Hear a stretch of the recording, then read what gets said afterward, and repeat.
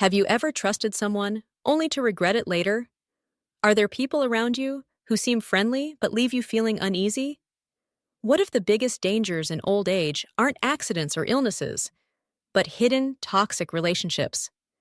As we grow older, it becomes harder to tell who genuinely cares and who's quietly taking advantage of us. In our younger years, we often overlook insincere behavior, thinking it's harmless. But in old age, misplaced trust comes with heavier consequences. The damage doesn't just sting, it can linger, affecting your peace of mind and emotional well-being. In this video, we're diving deep into 5 types of people you should never fully trust in old age. This isn't about making you suspicious or shutting you off from the world. Instead, it's about safeguarding your peace, energy, and dignity, things that become even more valuable as we age. You might wonder, what does this have to do with messages from someone like Sadhguru? Many of his teachings focus on awareness, seeing people and life as they truly are, not as we wish them to be. That's exactly the perspective we'll use here. Growing older doesn't just bring wisdom, it also reveals the hidden masks others wear. Some of the people we'll discuss may already be in your life. It could be a friend, a neighbor, or even someone who appears overly generous. If you don't recognize these subtle patterns, you might find yourself slowly drained, not just of money or resources, but also of your sense of self. This video is especially for those in their 60s, 70s, or 80s who still believe in a peaceful, fulfilling life. But know it requires caution about who you let too close. We'll break down each type of person, explain how they behave, the psychological tactics they use, and most importantly, how to quietly protect yourself without guilt. If you've ever felt uneasy around someone, or sensed that something wasn't quite right but couldn't explain why, stay with me. What we're about to explore might not just validate your instincts, it could truly protect your future. One of the most painful lessons in life is regret that comes too late to fix. The first type of person to watch out for is the flatterer, the one who disguises self-interest as love. There's a certain kind of individual who always seems to know exactly what to say. On the surface, they shower you with compliments, speak in soft, comforting tones, and seem endlessly available, at least when they want something. These people wear charm like a perfectly tailored suit, but behind that polished exterior lies something far more calculated. They aren't showing up because they truly care about you. They're showing up because they want access to your time, your money, your resources, or simply your approval. The real danger isn't just their presence, it's how easily they can make you second-guess your own instincts. Many older adults become more vulnerable to this kind of flattery, especially after years of being overlooked or dismissed by society. So when someone suddenly starts offering attention, it feels comforting. You want to believe it's genuine, but flattery, especially when it's constant or feels undeserved, is rarely about love. It's about lowering your defenses. Psychologists call this tactic impression management. They aren't building a good image of themselves for your benefit. They're doing it for their own gain. Over time, you may find yourself feeling indebted to them. It often starts small, a few favors here, a little financial help there, or just some emotional support. Before long, you might feel trapped, believing you owe them something because of their kindness. But remember, real kindness never puts you in debt. True kindness doesn't manipulate or keep score. Take Walter, a 74-year-old retired engineer who shared his experience in a senior discussion group. After his wife passed away, he found comfort in the company of a younger woman who lived in his apartment building. She was friendly, warm, always ready to lend a hand, offering to run errands or tidy up his place. Her smile was disarming, her attention reassuring. Walter trusted her so deeply that he began offering her small amounts of money as a token of appreciation. But soon, those little gifts weren't enough. Within a year, she started asking for larger sums, thousands of dollars, using emotional words like, "You're like a father to me." And when Walter finally refused, she disappeared without a trace, leaving him feeling betrayed and foolish. Sadly, stories like Walter's are far too common. Older adults are often emotionally targeted long before money ever enters the picture. If you notice someone who constantly flatters you, yet their kindness always seems to lead to a favor, a request, or a subtle expectation, pause for a moment. Ask yourself this simple but powerful question. If I stopped giving them anything, my time, my attention, or my money, would they still stick around? You don't owe anyone your trust simply because they smile sweetly or say the right words. Especially not at this stage of life, when your energy, peace, and dignity should be carefully protected. Your time and energy should be spent on people who have proven their care through consistent actions over the years, not those who simply perform affection when it suits them. The second type of person to be cautious about is the chronic complainer, the one who slowly drains your joy. Some people don't just experience problems, they carry them around like a badge of honor. Every time you speak with them, something is wrong. It could be their health, their family, their finances, the news, or simply the state of the world. Nothing ever seems to go right in their eyes, and they make sure you know it. What might start out as a conversation fueled by sympathy can quickly shift into something much heavier, emotional exhaustion. You may begin to dread their phone calls or brace yourself before meeting them. Sometimes you might even start to question your own happiness, wondering if it's wrong to feel joyful when someone else is always suffering. Around them, joy can begin to feel almost inappropriate. As we grow older, our emotional reserves naturally become more limited. You've likely spent decades giving your time, attention, and compassion to your job, your family, and your friends. Now, more than ever, your emotional energy is precious and should be protected. The problem with chronic complainers isn't just their endless negativity, it's that their mood can slowly start to infect your own. Psychologists refer to this phenomenon as emotional contagion, the idea that another person's mood can actually shift your own mental and emotional state. When someone constantly vents, criticizes, or focuses only on worst-case scenarios, it doesn't just annoy you. It quietly activates your stress response, even if the problems they're sharing have nothing to do with you personally. Over time, this stress builds up. It starts to affect your body, weakening your immune system, disrupting your sleep, even upsetting your digestion. But beyond the physical toll, there's something even more damaging. It dims your inner light. Those simple, everyday joys, like savoring a delicious meal, enjoying a sunny morning, or sharing a laugh with someone kind, start to fade. Their voice keeps echoing in your mind, constantly pointing out what's wrong instead of allowing you to enjoy what's good. Consider Helen, a 79-year-old widow from Oregon, who once looked forward to spending Sunday afternoons with an old friend from church. However, those visits gradually became emotionally draining. Her friend would spend the entire time complaining about her children, her neighbors, politics, and the world in general. Helen, who was trying to rebuild her own peace after her husband's passing, began to notice that she always felt low after these visits.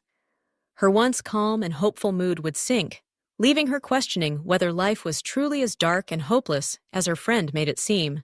It wasn't until Helen decided to take a step back that she realized just how heavy that emotional burden had become.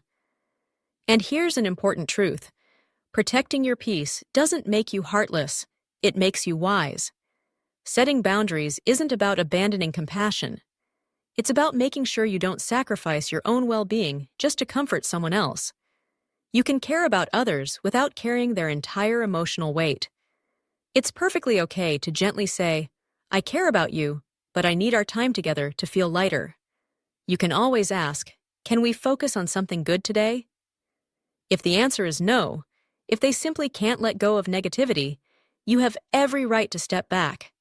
It's important to surround yourself with people who lift your spirit, not those who drain it. At this stage of life, joy isn't just a luxury, it's essential for both your physical health and your emotional well-being. Protecting your happiness isn't selfish, it's necessary for your overall peace of mind and quality of life. If you're still watching this video and finding these insights helpful, I'd love for you to comment number 2 below to let me know you're here. And if you haven't subscribed yet, now's a good time to do so. Don't forget to turn on the notification bell so you won't miss any upcoming videos. Your support allows us to keep sharing content that informs, protects, and inspires you. Now, let's move forward. The third type of person to be cautious of is the sweet talker with hidden motives. It almost always begins the same way, with a compliment. "You look wonderful today. You're the wisest person I know. I just love how kind you are." At first, it feels good. After all, who doesn't enjoy being appreciated, especially during a stage of life when it sometimes feels like you're no longer the center of attention? But if you take a step back and pay closer attention, you'll start to notice a pattern. The compliments aren't random. They always seem to come just before a request, before they ask for a favor, before they reach for your wallet, your time, or your trust. These are people who have learned to weaponize kindness. They carefully observe what makes you feel seen, valued, and appreciated. Then, they use those very things to get what they want. Older adults, in particular, are often prime targets for this kind of manipulation. Why? Because scammers don't always look like strangers on the internet. Sometimes, they're people who already have a place in your life: family members, neighbors, or even caregivers. The real danger doesn't lie in their words. It lies in the space between their words and their actions.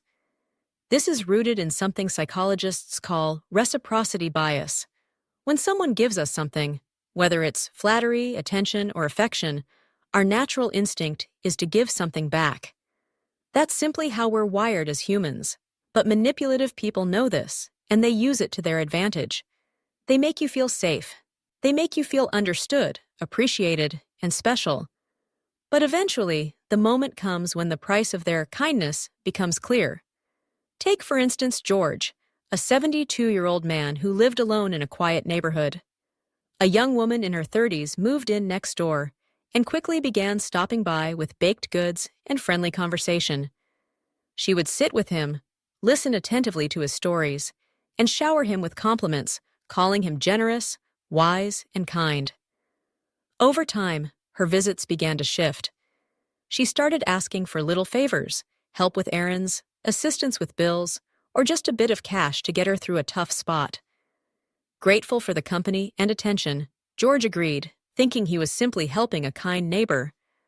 But months later, when his son reviewed his bank records, the truth emerged. George had been giving away far more than he ever realized. It wasn't until much later that the full pattern became clear. What seemed like kindness was actually grooming, carefully planned manipulation disguised as friendship. This isn't about becoming cynical or distrusting everyone you meet. It's about being discerning and wise. There are certainly wonderful people out there who speak kindly and truly mean every word. But even then, it's essential to look beyond the words and observe whether their actions actually match their praise. Ask yourself, do their behaviors align with what they say? Do they consistently respect your boundaries, or do they only appear when they need something from you? This stage of life demands more than just good intentions. It requires honesty and integrity from those around you. In these later years, your intuition becomes one of your most powerful tools. You've lived through enough to recognize when something feels too polished, too rehearsed, or simply too good to be true. When someone's behavior seems overly smooth, or their compliments feel just a little too perfect, pay attention to that inner voice. It's trying to protect you. And here's something to always remember. True friends don't need to flatter you before they value your presence. You are already enough, just as you are. You don't need to buy anyone's affection with money, time, or approval. Trust isn't something that should be handed out simply because someone says the right things. It's something earned slowly, through consistency, honesty, and genuine care over time. The fourth type of person you should be cautious about is the one who pretends to know what's best for you. They often sound helpful at first. You'll hear lines like, "I'm just looking out for you," or, "At your age, you really should listen to someone younger," or even, "Trust me, I know what I'm talking about." They speak with certainty and carry themselves with confidence, acting as though they have all the answers. But here's the hidden danger. They treat your years of experience as though it's no longer valid. To them, it's as if the moment you turned 70, your ability to think, decide, and live for yourself simply disappeared. These are the people who blur the line between genuine concern and quiet control. They often hide their intentions behind words that sound loving and caring. But if you listen closely, it's not really about helping you. It's about managing you. It's about slowly taking away your choices and making decisions on your behalf, whether it's about your finances, your medical care, or even your daily routines. They gradually chip away at your independence. Sometimes it happens so subtly that you don't even realize it until you feel powerless. This situation plays out far too often within families. Consider Linda, a 68-year-old woman who had always been independent. She managed her own finances, cooked her meals, and stayed active in her community. However, after experiencing a minor fall, her adult daughter began stepping in to help. At first, Linda was grateful. It felt comforting to have someone there. But before long, her daughter started taking over everything, switching doctors without asking, selling her car, and even canceling her gym membership. Each time, her daughter would say, "It's for your own good." But deep down, it didn't feel good at all. It felt like her life was slowly being erased, piece by piece. What Linda experienced has a name: paternalism. It's the belief that certain people, especially older adults, need to be protected from themselves. Often, it isn't done with bad intentions. It can even come from a place of love or concern. But regardless of the motive, the result is the same. Your choices begin to shrink. Your voice becomes quieter. Your independence starts to fade. If you've ever felt like someone talks over you instead of listening to you, it's time to pay close attention. Watch for the signs, when your opinions are brushed aside, when decisions are made without asking for your input, or when you start to feel like a guest in your own life rather than the person in charge. These are serious red flags. No matter your age, you have every right to make choices about how you live. Of course, support is valuable. We all need a helping hand from time to time. But the right kind of help should empower you, not silence you. The best care doesn't come from control or commands. It comes from partnership. It's built on asking, not assuming. On respecting, not replacing. True care means listening before acting. It means asking what you feel, what you want, and what truly matters to you. Because your voice should always be at the center of your own life. If you're still watching this video and finding these insights meaningful, please comment number 4 below to let me know you're here. And if you haven't subscribed yet, now is the perfect time to do so. Don't forget to turn on the notification bell so you won't miss any of our upcoming videos. Your support allows us to keep sharing helpful, thoughtful content designed to inform, protect, and inspire you. Now, let's continue. The 5th type of person to be cautious about is the one who only shows up when they need something. These individuals don't call just to say hello. They don't check in to see how you're feeling. They don't remember your birthday or stop by simply to enjoy a cup of coffee and share a little conversation. But the moment they need something, whether it's money, a place to stay, a favor, or just a sympathetic ear to unload their troubles, they suddenly remember your phone number. Suddenly, you're their go-to contact. This type of person exists almost everywhere. You'll find them in families, in neighborhoods, and sadly, even within circles of so-called friends. They operate on a one-way street. They take, but rarely, if ever, give. And the older you get, the more they seem to assume that your resources, your time, your money, your energy, are endless, as if you have nothing but free hours and open hands. What they fail to see, or perhaps what they simply choose to ignore, is the emotional toll their behavior takes on you. They don't consider the exhaustion, the frustration, or the sadness that can come from being used over and over again. Take Charles, a 73-year-old man who lived alone after his wife passed away. His nephew hadn't reached out in over a year, not a single phone call, not even a holiday card. But the moment that nephew lost his job, everything changed. Suddenly, Charles was receiving daily messages, each one asking for help, financial assistance, a place to stay, or a loan to tide him over. The requests kept coming. money for bills, a place to stay, gas money. And when Charles finally hesitated, the guilt-tripping began. He heard words like, "You're the only family I have left," and "I thought you loved me." Those words hit hard. It broke Charles's heart, not because he didn't want to help, but because, for the first time, he clearly saw the pattern for what it truly was. Psychologists call this behavior instrumental socialization. It's when people learn to treat others like tools, valuing them only for what they can offer. In their eyes, relationships aren't built on love or respect. They're purely transactional. And when they no longer need you, they disappear without a second thought. This kind of behavior leaves older adults vulnerable, not just financially, but emotionally as well.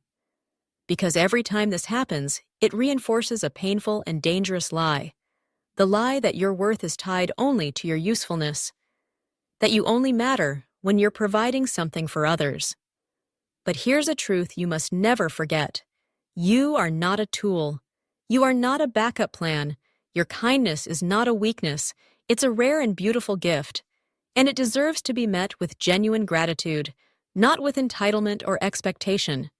If you start noticing that someone only contacts you when they need something, when their problems suddenly become your responsibility, but they are nowhere to be found when you're the one in need, that's your signal. It's time to step back and protect your emotional energy. Setting boundaries isn't selfish. It's an act of self-respect. Being generous is a wonderful quality, but equally important is having clear limits. When you set those boundaries, you aren't pushing people away. Instead, you're teaching them how to treat you, with dignity, with fairness, and with the respect you've earned throughout your life.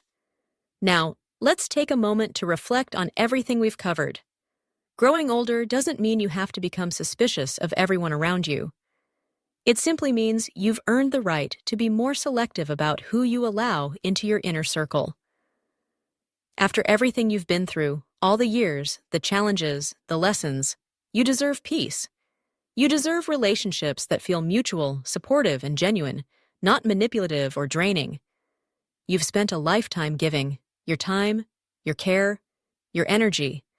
Now, more than ever, it's time to make sure that everything you offer is going to people who truly value it. Many of us were raised during a time when loyalty, obligation, and family duty were viewed as sacred values. And in many ways, they still are. These ideals can bring people together, strengthen bonds, and create lasting connections. However, they should never be used as tools for guilt or manipulation. They should never push you to sacrifice your own peace, health, or well-being just to make someone else more comfortable. Boundaries aren't cold barriers meant to shut others out. They are gentle, necessary lines that keep your heart safe. They protect your emotional well-being. And in this season of life, your peace of mind is just as essential as your physical health, if not more so. Take a quiet moment to reflect. Ask yourself honestly, who in your life consistently shows up when it truly matters? Who makes you feel secure, respected, and genuinely heard? And just as importantly, who leaves you feeling drained, uncertain, or doubting your own worth after every interaction? It's perfectly okay to create distance from people who don't treat you with the respect and kindness you deserve, even if they are family. Respect isn't something that's automatically given because of blood ties. It's something that must be earned through actions and consistent care. Thank you so much for spending your time with us today. We'd love to hear your thoughts. Please take a moment to leave a comment below and share one insight or lesson you've taken from this video and how you plan to apply it in your life moving forward. Your voice matters here, and we truly appreciate hearing from you. Reading your comments brings us great encouragement and reminds us why we continue creating content like this. If you found this video helpful and inspiring, please like, subscribe, and share it with others. Your support makes it possible for us to keep producing meaningful videos that inform, protect, and uplift you. Wishing you good health, happiness, and peace always, and don't forget to subscribe to our channel for more valuable content ahead.